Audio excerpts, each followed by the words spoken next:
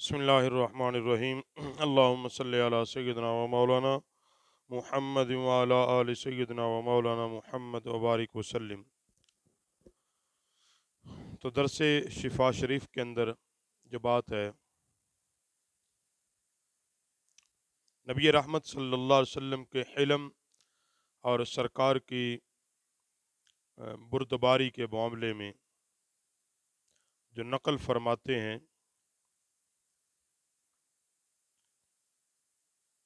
کہ نبی کریم صلی اللہ علیہ وسلم لوگوں کے اندر مال غنیمت تقسیم فرما رہے تھے، تو ایک شخص داخل ہوا اور اس نے نبی رحمت صلی اللہ علیہ وسلم سے عرض گزار کی کہ انصاف فرمائیے۔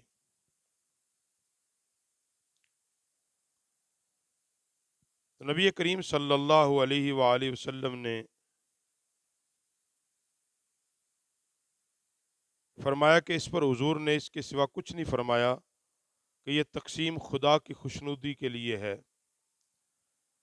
اور فرمایا کہ اس کی جہالت اور نافہمی پر خبردار کیا۔ اور پھر آقا علیہ الصلوۃ والسلام نے فرمایا تجھ پر افسوس ہے، اگر میں انصاف نہ کروں گا تو کون انصاف کرے گا؟ یعنی آدمی سرکار کی بارگاہ میں جب آیا تو اس نے کہا یا رسول اللہ انصاف کیجئے، تو نبی علیہ الصلوۃ والسلام نے فرمایا کہ میں انصاف نہیں کروں گا تو کون کرے گا؟ اگر میں نے ہی انصاف نہ کیا تو ناکام و ناقص رہوں گا۔ تو صحابہ نے جب یہ بات سنی کہ ایک عام آدمی نبی علیہ السلام کی تقسیم پر اعتراض کر رہا تھا، تو وہ اس بندے کو قتل کرنے کے لیے بڑے، یہ ہوتا کون ہے کہ جو آقا علیہ الصلوۃ والسلام کی بارگاہ میں نازیبا گفتگو کرتا ہے؟ تو نبی کریم صلی اللہ علیہ وسلم نے ان کو منع فرما دیا۔ تو فرماتے ہیں کہ یہ حضور علیہ السلام کا حلم تھا، آپ کی بردباری تھی کہ اس نے آ کر حضور علیہ الصلوۃ والسلام کی تقسیم، عدل اور انصاف پر حملہ کیا، لیکن جواب میں اس کو ایذا نہیں دی گئی، تکلیف نہیں دی گئی، بلکہ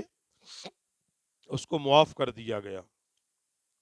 اور پھر دوسرے مقام پر لکھتے ہیں کہ نبی کریم صلی اللہ علیہ وسلم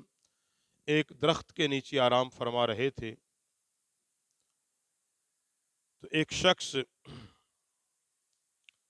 وہاں پہنچا اور اس نے حضور علیہ السلام کے قتل کا ارادہ کیا، اور وہ تلوار لے کر سرکار کے سر اقدس پر کھڑا ہو گیا۔ تلوار اس نے سونت لی، جب تلوار سونت لی تو آپ صلی اللہ علیہ وسلم بیدار ہو گئے۔ آپ علیہ الصلوۃ والسلام جب بیدار ہوئے تو دیکھا کہ وہ تلوار سونت کے کھڑا تھا، اور وہ کہہ رہا تھا کہ کون تم کو میری تلوار سے بچائے گا؟ تو آقا علیہ السلام نے فرمایا میرا رب مجھے بچائے گا۔ جب حضور نے یہ جملے کہے کہ میرا اللہ مجھے بچائے گا، تو تلوار اس کے ہاتھ سے گر گئی۔ تو آقا علیہ السلام نے اس تلوار کو اٹھا لیا اور پکڑ کر فرمایا اب تجھے کون میرے وار سے بچائے گا؟ تو بس وہ بندے نے جب یہ بات دیکھی اور سنی کہ یقیناً اب حضور علیہ السلام کے دست اقدس میں تلوار ہے، تو مجھے تو کوئی نہیں بچانے والا، تو اس نے ایک جملہ کہا، اس نے کہا آپ بہت اچھا پکڑنے والے ہیں، آپ بڑی مضبوطی کے ساتھ تلوار پکڑنے والے ہیں، بڑا اعلیٰ وار کرنے والے ہیں۔ تو آقا علیہ الصلوۃ والسلام نے اس کی بات سنی تو پھر آپ نے اس کو چھوڑ دیا اور معاف کر دیا۔ پھر جب وہ بندہ اپنی قوم کے پاس گیا اور قوم نے کہا تو گیا تھا جس ارادے سے کیا بنا؟ اس نے کہا میں ایسے شخص سے مل کے آیا ہوں جو تم سب میں بہترین انسان ہے۔ یعنی اس بندے نے یہ کہا کہ میں ایسے انسان سے ملا ہوں کہ جس کا حلم اور بردباری کمال کی ہے۔ نبی رحمت علیہ الصلوۃ والسلام کا اخلاق حسنہ، آپ کا حلم اور بردباری آپ کے اندر اس درجے کی تھی کہ آپ سے آپ کا دشمن بھی عفو درگزر اور مہربانیوں کے سوا کچھ توقع نہیں رکھتا تھا۔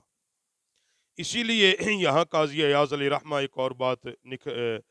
لکھتے ہیں اور نقل کرتے ہیں کہ فرماتے ہیں کہ نبی کریم علیہ الصلوۃ والسلام کہ مبارک جسم پر ایک مبارک چادر تھی، تو آقا علیہ الصلوۃ والسلام، حضرت انس کہتے ہیں کہ میں حضور کے ساتھ تھا، تو ایک عرابی نے سرکار کی اس مبارک چادر کو کھینچا اور اتنی سختی کے ساتھ کھینچا کہ سرکار کی مبارک گردن پر نشان پڑ گئے، مبارک گردن پر نشان پڑ گئے، اس نے بڑی سختی کے ساتھ کھینچا۔ پھر اس نے کہا، اے محمد صلی اللہ علیہ وسلم، میری ان دونوں اونٹوں پر وہ مال جس کو خدا نے تمہیں مالک بنایا ہے وہ لاد دے۔ سرکار کے پاس مال پڑا تھا، اس نے کہا یہ میری اونٹوں پر لاد دے، یعنی پہلے اس نے اس قدر سرکار کی چادر کھینچی کہ آپ کے مبارک گردن پر نشان پڑ گیا اور زرد ہو گئے سرکار کا مبارک چہرہ، اور پھر وہ کہتا ہے کہ آپ کے پاس جو مال پڑا میرے اونٹوں پر لاد دیں، نہ یہ اپنے باپ کے مال میں سے دیتے اور نہ مجھے اپنے مال میں سے دیتے ہو۔ نبی علیہ الصلوۃ والسلام اس کی یہ اتنی سخت بات بھی سن کر خاموش رہے۔ اس نے کہا کہ اپنے مال میں سے بھی نہیں دیتے، اپنے باپ کے مال میں سے بھی نہیں دیتے۔ تو نبی کریم صلی اللہ علیہ وسلم نے فرمایا کہ مال تو صرف اللہ کا ہے،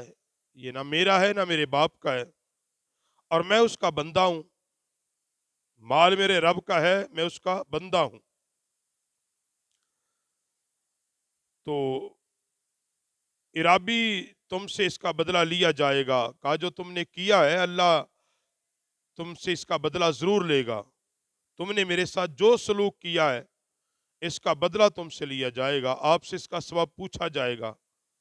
اب عرابی کے دل میں بڑا خوف طاری ہوا کہ جب سرکار نے یہ کہا آپ سے بدلہ لیا جائے گا، عرابی نے ایک جملہ کہا، اس نے کہا یا رسول اللہ، آپ کی یہ عادت کریمانہ ہی نہیں ہے کہ آپ برائی کا بدلہ برائی سے لیں، میں نے تو جو آپ سے کیا وہ بڑا برا سلوک کیا ہے، اور آپ کی یہ مبارک عادت ہی نہیں، آپ کی خصلت نہیں ہے کہ آپ کسی کے ساتھ برائی کا بدلہ برائی سے لیں۔ تب نبی کریم علیہ الصلوۃ والسلام مسکرا دیے اور پھر حکم دیا کہ اس کے اونٹ کو جوں اور کھجور سے بھر دیا جائے، یعنی ایسا بندہ جو سرکار علیہ الصلوۃ والسلام کی بارگاہ میں اپنی ناپاک زبان کھول رہا ہے مگر پھر بھی سرکار حلم کے ساتھ اس کو برداشت کر رہے ہیں۔ اور ام المومنین حضرت اما عائشہ پاک فرماتی ہیں کہ رسول پاک کو کبھی ظلم کا بدلہ لیتے نہیں دیکھا،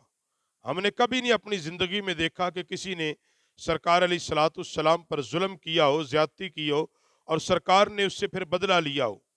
بلکہ سرکار نے اس کو معاف کیا ہے۔ اور یہ فرمایا یہ اسی طرح ہے جس طرح کہ یوسف علیہ الصلوۃ والسلام نے اپنے بھائیوں کے متعلق کہا تھا، لا تثریب علیکم الیوم، تم پر کچھ ملامت نہیں ہے۔ اور فرمایا جب مکہ فتح ہوا ہے وہ سارے دشمن آپ کے سامنے تھے، مگر یہ آپ کا حلم تھا کہ آپ علیہ الصلوۃ والسلام نے ان سب کو معاف فرما دیا۔ تو نبی کریم صلی اللہ علیہ وسلم کا حلم اور آپ کی بردباری ساری کائنات میں سب سے افضل اور سب سے اعلیٰ ہے۔ کائنات میں حضور علیہ الصلوۃ والسلام کے علاوہ صبح قیامت تک کوئی ایسا نہیں آئے گا جس کے اندر ایسی حلم اور بردباری ہو جیسی اللہ نے سرکار کے اندر رکھی تھی۔